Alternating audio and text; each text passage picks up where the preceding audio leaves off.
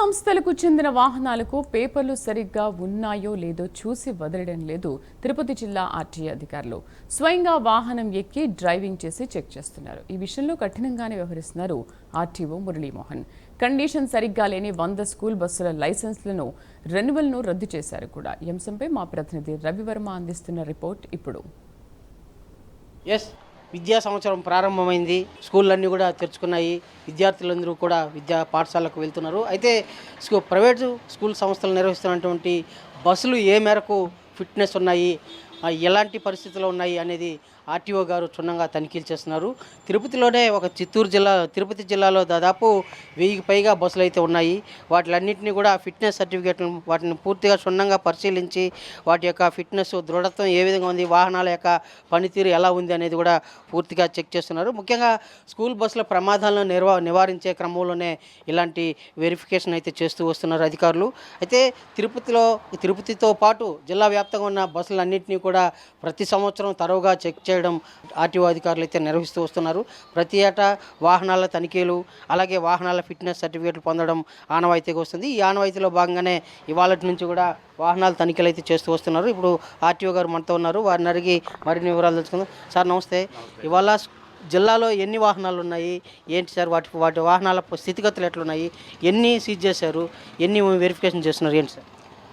జిల్లాలో దాదాపుగా 1200 వాహనాలు ఉన్నాయి. అట్లాగే ఒక 130 స్కూల్స్ ఉన్నాయి.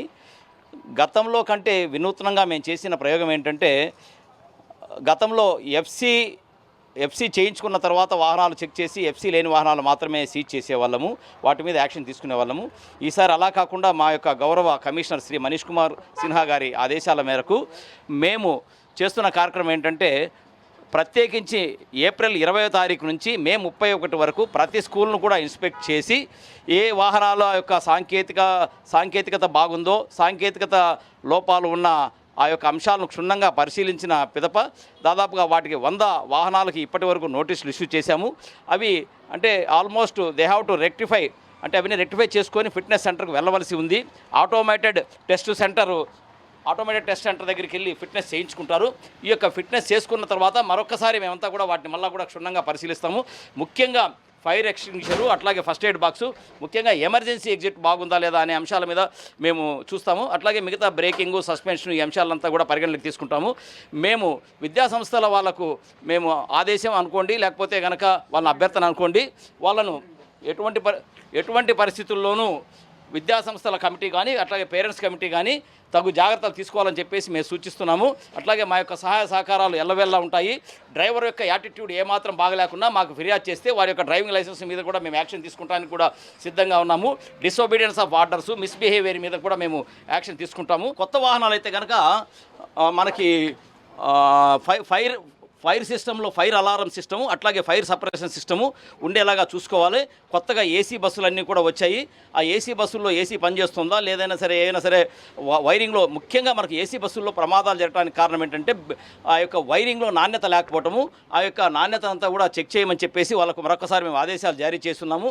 అట్లాగే ముఖ్యంగా ఇంకో 10 రోజుల్లో ఈ డ్రైవర్స్ అందరికి కూడా సపరేట్గా ఒక సెషన్ ఏర్పాటు చేసి వారికి ఒక మంచి శిక్షణ ఇస్తాము మా యొక్క మోటార్ వాహన తనిఖీ అధికారుల ద్వారా.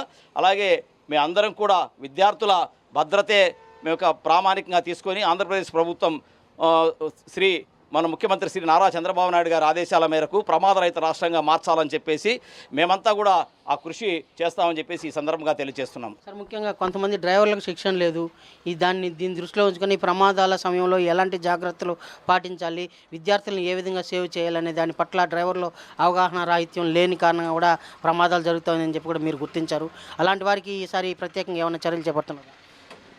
గతంలో లాగే ఈసారి కూడా ముఖ్యంగా పోలీస్ శాఖ వారు, రవాణా శాఖ వారు సంయుక్తంగా ఈ యొక్క డ్రైవర్లకు శిక్షణలు ఏర్పాటు చేయడం జరుగుతుంది. అలాగే కాకుండా ప్రతి ఒక్క ఇన్స్టిట్యూషన్ కూడా మా యొక్క మోటార్ వాహన తనిఖీ అధికారులు వెళ్ళి పరిశీలించడం కూడా జరుగుతుంది. ఇది ముఖ్యంగా వాహనాల ప్రమాదాలను నివారించేందుకు ముఖ్యంగా విద్యార్థులను తీసుకెళ్లే వాహనాలు ఫిట్నెస్ బాగుండాలని చెప్పేసి వెరిఫై చేస్తూ వాహనాల స్థితిగతులను ఎప్పటికప్పుడు పరిశీలిస్తూ ఫిట్నెస్లో ఉన్నటువంటి లోపాలను నివారించి కండిషన్గా ఉండే వాహనాలను ధృవీకరించే విధంగా కూడా అధికారులు అయితే చర్యలు చేపడుతున్నారు. ఆ దిశగానే అన్ని రకాల చర్యలు చేపడుతూ అన్ని రకాల టెస్టులు అయితే ధృవీకరిస్తూ వస్తున్నారు. వీడియో జర్నలిస్ట్ రామకృష్ణతో రవి, ప్రైమ్ 9 తిరుపతి నుంచి.